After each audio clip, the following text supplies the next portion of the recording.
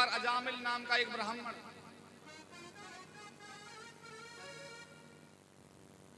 बड़ा तपस्वी अग्निहोत्री, लेकिन कुसंग में फंस करके राक्षसी आचरण का हो गया। जिस रास्ते से ये दूसरे गांव जाता था, ये ब्राह्मण भक्त अजामिल उसी रास्ते में कोई एक वैश्या और उसका प्रेमी विहार कर रहे थे। खड़ा होकर वो देखने लगा। अब देखा तो मन चित्त बुद्धि सब बदल गया। हमारा जो कुसंग है वो नेत्रों के द्वारा और कानों के द्वारा ही हमारे आत्म भाव में पहुंचता है। सबसे बड़ा कुसंग है हमारा अकेलापन। हाँ जी कि ना जी? जब हम अकेले होते हैं तो हम सोचते हैं अब हमें कोई नहीं देख रहा, अब कैसा भी कोई कार्य करें, कैसी भी कोई विषय वस्तु कथानक देखें, मोबाइल में पढ़ेंगे, बुरी चीज देखेंगे। आजकल तो फिल्में ही ऐसी हो गई हैं घोर असली, जिनमें देख करके हमें सत्संग नहीं मिलता, कुसंग मिलता है।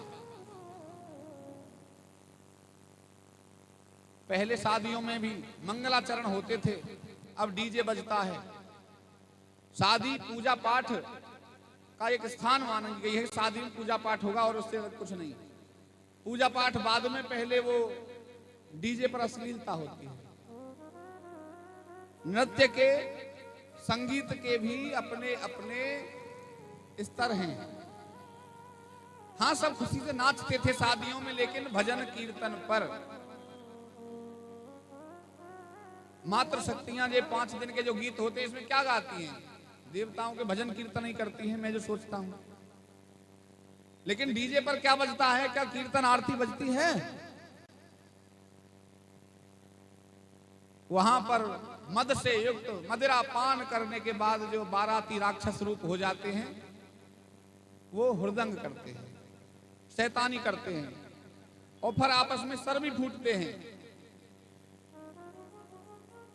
फिर पुलिस भी आती है, फिर नाश भी होता है, बहुत सारा नुकसान। लेकिन इतने के पश्चात भी हम समझ नहीं पाते कि करना क्या है। फिर भी बंद नहीं करते, डीजे जरूर चाहिए।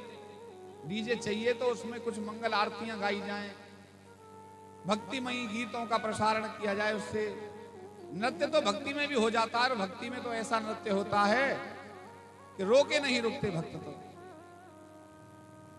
बोलो गोविंद भगवान की जय। मेरा कहने का जो तात्पर्य है वो ये है कि अजामिल ने जैसे उस दुष्कर्म को देखा, हम सब भी वो दुष्कर्म मोबाइल पर देखते हैं, और अकेले होने पर तो खास तौर पर। जबकि हम जानते हैं कि ईश्वर हमारे भीतर विद्यमान है, वो सब देख रहा है, और संस्कार भी बदल रहे हैं हमारे। इससे बुराई ही प्राप्त होगी, इसे छोड़ दिया जाए। लेकिन नहीं छोड़ते, कलि का ऐसा प्रभाव है। ये जो अकेलापन का कुसंग है, ये बड़ा भारी नुकसान करता है। अजामिल ने देखा, मन बुद्धि बदल गया, चित्त में बुराई का विकार का प्रादुर्भाव हो गया। उसके मन में उस वैश्या की छवि छप गई। पूजा पाठ को छोड़े, उस वैश्या को ढूंढे, वैश्या उसे प्राप्त हुई, उससे प्रेम हो गया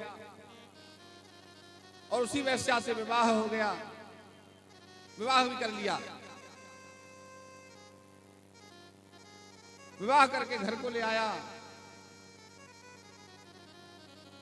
एक दिन कुछ साधु सत्संगी लोग, साधु लोग इसी के अजामिल के नगर में पहुंचे। गांव के बाहर जब रात हो गई तो उन्होंने किसी से पूछा, बच्चे बाहर खेलते हैं गांव के, उनसे पूछा, भाई किसी अग्निहोत्री ब्राह्मण का घर बताओ जो पूजा पाठ करता हो, जिसके यहां हम भोजन करके रात्रि गुजार सके।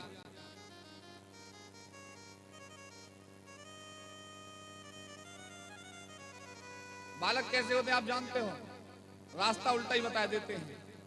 गांव के बाहर शैतान बच्चे, अरे बोले हाँ एक ब्राह्मण बड़े कर्मकांडी अग्निहोत्री हैं, अजामिल महाराज, उनके यहां जाकर रुको। अजामिल का कर्म इतना दूषित हो चुका था, इतना म्लेच्छ हो चुका था वो वैश्यागामी होने के बाद, साधुओं को नहीं सहन कर सकता था। जहां साधुओं को देखे उनका लोटा का मंडल छीन लेता था और उन्हें पिटाई भी लगा देता था। उन्हें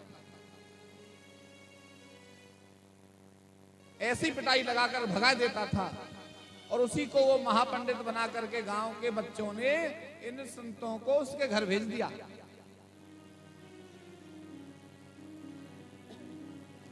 और संत तो संत हृदय नवनीत समाना, उन्होंने तो विश्वास कर लिया। कोमल हृदय संत अजामिल के दरवाजे पर पहुंच गए। गेट पीटा, गेट खटखटाया। अजामिल की वो पत्नी जो वैश्या थी पहले, अब पत्नी है, घर के बाहर आई। देखा तो 4 साधु उस दरवाजे पे खड़े हैं। चौंक गई, बोले साधु महाराज आप यहां कैसे आए? बोले अभी तो हमें कुछ बच्चों ने गांव के बाहर बताया था कि रात्रि बितानी हो तो अजामिल महाराज परम ज्ञानी ब्राह्मण, परम ज्ञानी विद्वान पंडित हैं, उनके घर पर रुको, वो सेवा शुश्रूषा बहुत करते हैं। अरे महाराज सब उल्टा पुल्टा बता दिया, ये तो बहुत पिटाई लगा देता है, जो आप पर छोटा डंडा है ये झोला थैला सब छीन लेगा, है नहीं घर पे भाग जाओ, ये सौभाग्य है आपका घर पर नहीं है। अब संत तो देखो स्वयं कष्ट पा करके दूसरों के कल्याण की कामना से ही घूमते हैं। अब संतों ने निश्चय किया अब तो आ गए हैं तो अब तो रुक के ही जाएंगे, अब जो होगा देखा जाएगा। रुक गए। वो समझ नहीं सकी क्या करूं। उसने उस अजामिल को आने से पहले उनसे कहा प्रभु मैं तो वैश्या शरीर है मेरा, तो मैं आपको भोजन नहीं बना सकती, मैं आपको सूखा सामान दे देती हूं, आप इससे स्वयं बना करके प्राप्त करें। सूखा सामान दे दिया। संतों ने बनाया, पाया, बड़े आनंद से अजामिल आ गया। अचानक से दरवाजे पर डर गई पत्नी, अब क्या होने वाला है पता नहीं। अंदर जाकर देखा अरे 4 साधु बैठे, बहुत तेज हंसा, जोर जोर से हंसने लगा। अरे साधु मेरे घर पर? बोले हाँ हमने आपके यहाँ भोजन किया है। अच्छा भोजन भी कसाई के माल को कटरा खा गए? अब मेरे घर पर आयो इसलिए कुछ नहीं कह रहा, रास्ते में होते तो तुम्हारे डंडा मार मार के सब ठेला छीन लेता, अभी जल्दी से भाग जाओ यहाँ से, रुको नहीं। बोले भोजन किया है तो दक्षिणा भी लेकर जाएंगे। अच्छा बोले दक्षिणा मुझसे? अब पत्नी डरे क्या होने वाला। बोले दक्षिणा तो लेंगे हम जरूर। बोले मान जाओ अभी तक दक्षिणा दे दूंगा भरपूर सबको। दक्षिणा तुम्हारे मन से नहीं चाहिए, हम जो कहेंगे वो दक्षिणा चाहिए। हाँ बताओ बताओ क्या चाहिए, हम भी तो देखें। दक्षिणा में हमें ये संकल्प लियो, हमें दक्षिणा के रूप में ऐसा वरदान, हम कहते हैं आपसे कि जब तुम्हारी संतान हो तो पहली संतान का नाम नारायण रखना। हाँ ठीक है जाओ, ये कोई बड़ी बात नहीं, भागो पर यहां से। संत ऐसा कह करके चले गए। उसने सोचा धन थोड़ी मांग रहे हैं, कर देंगे। चलो पहली संतान हुई, नाम तो कुछ और रखने वाला था। पत्नी बोली संतों ने कह दिया, आपने दक्षिणा में दे दिया था, इसका नाम तो नारायण ही रखेंगे। हाँ बोले ठीक है रख लो, नाम से क्या होता है, अपने पिता पर जाएगा, पर नारायण नाम से कोई ये भगवान थोड़ी हम जैसा बनेगा। ये पिता तो ये सोचता है, हर व्यक्ति ये सोचता है कि वो बहुत अच्छा है, बड़ा पराक्रमी है, बड़ा योद्धा है। संत कष्ट दे करके, संतों की आत्मा को कष्ट दे के, असहायों की आत्माओं को कष्ट दे करके बड़ा योद्धा बनता है जी। नारायण नाम रख लिया। अंत समय पर जैसे उसने बुरे कर्म किए थे, यम के दूत ब्रह्म पास लेके विकट रूप बना करके पिशाच रूपों में इसे खींचने के लिए आए। इसे यम पास में बांध लिया। अंत समय में बांध करके खींचने लगे। इसे बड़ा प्रेम था अपने बड़े पुत्र से। जैसे ही इसको खींचने लगे, कष्ट हुआ तो इसने आवाज लगाई, अरे नारायण मुझे बचाओ, अरे नारायण मुझे बचाओ। वैकुंठ में आवाज पहुंच गई। यम के दूत तो खींचे जा रहे हैं, उन्हें पता है बेटे का नाम ले रहा है, बेटा थोड़ी बचा पाएगा। तत्काल से भगवान ने कहा देखो कोई मुझे पुकार रहा है, उसकी प्राण रक्षा करो। अपने ही शरीर वाले, जैसे भगवान विष्णु ऐसे ही शरीर वाले अपने पार्षद, अपने गण अजामिल की रक्षा को 4 भेज दिए। शंख चक्र गदा पद्म वनमाला विभूषितम। विष्णु स्वरूप पार्षद आए, उन्होंने यमदूतों को पीट पीट करके भगाया। यमदूत बोले ये हमारा शिकार है। अरे दुष्ट, तुम्हारा शिकार नहीं, इसने हमारे इष्ट देव नारायण का ध्यान किया, नाम लिया है। अरे बोले आप कंफ्यूज हो गए हो, इसके बेटे का नाम नारायण है। अच्छा, इसके बेटे का नाम नारायण है इसलिए भगवान की माता जी ने भगवान का नाम नारायण रख दिया? नहीं नहीं, ऐसा नहीं है। तो बोले पहले कौन नारायण है? बोले पहले तो आपके ही नारायण है। तो बोले पहला नारायण जो है उसी के पास ये शब्द पहुंच गया है और अब उन्होंने आदेश दिया है कि उसकी प्राण रक्षा करके अपने धाम को ले आओ।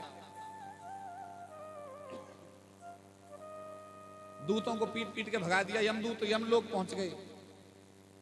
अजामिल का उद्धार भगवान ने कर दिया।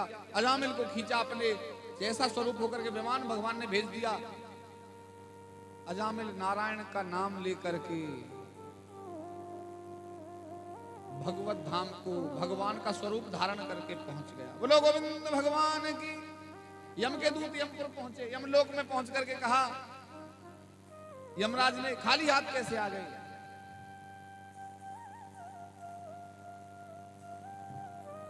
कितने आदमी थे? किसने ऐसा तुम्हारे साथ दुर्व्यवहार किया है? शोले का डायलॉग सबके दिमाग में आ गया होगा कहने पे। बोलो गोविंद भगवान की।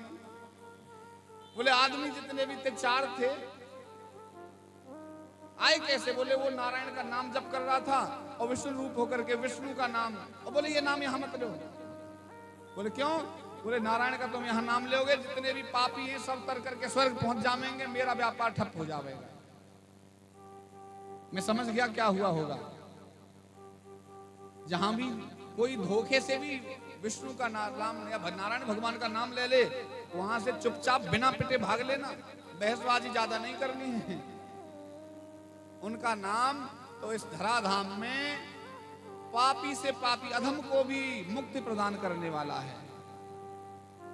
नाम सकल नाम अंत्य अधिकार। जितने भी संसार में सत्कर्म है नाम से सब नीचे है। नाम जप का ध्यान, रूप ध्यान करके। अच्छा, रूप ध्यान के बारे में थोड़ा सा विस्तार करें। जिसका आप नाम ले रहे हो, पहले उसकी छवि को अपने चित्त में बसाओ, छापो। नारायण का नाम लिया तो कैसा स्वरूप है? चतुर्भुज रूप है, सुदर्शन चक्र हाथ में है, गले में वनमाला सुशोभित हो रही है। बार बार जब नाम लो, जब ही भगवान विष्णु का अपने हृदय में दर्शन करो। नेत्र बंद करके ध्यान करो। नाम लेते हुए जैसे ध्यान करोगे वो हृदय में बद्ध हो जाएंगे। और जब जिसके हृदय में विष्णु भगवान बद्ध हो जाएं, पाप छोड़ करके वो सदैव सदैव के लिए आनंद से युक्त हो जाता है और अंत में भगवान के शाश्वत धाम को प्राप्त होता है। बोलो नारायण भगवान की जय।